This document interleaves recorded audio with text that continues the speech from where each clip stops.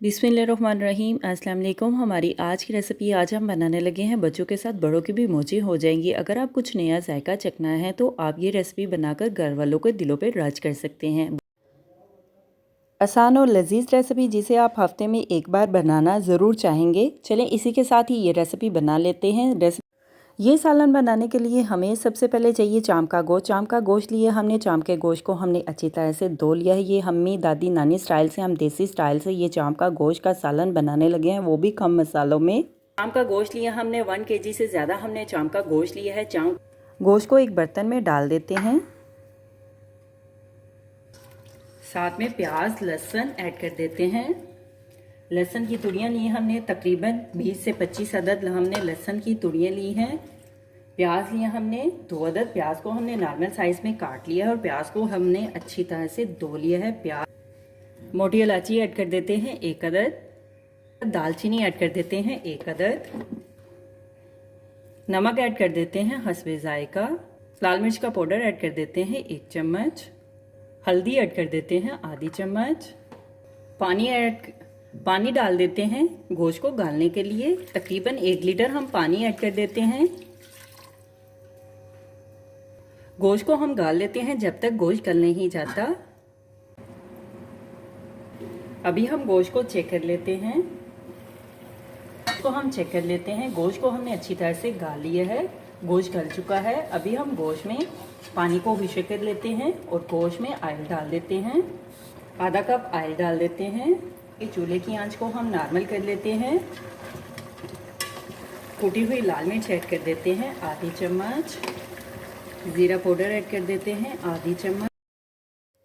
खुश्क धनिया पाउडर भी ऐड कर देते हैं 1 चम्मच।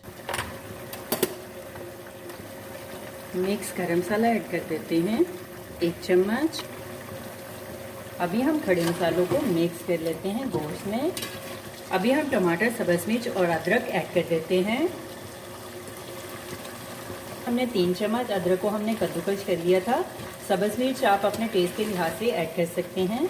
अभी हम अदरक, सब्ज़ मिर्च, टमाटर को मिक्स कर लेते हैं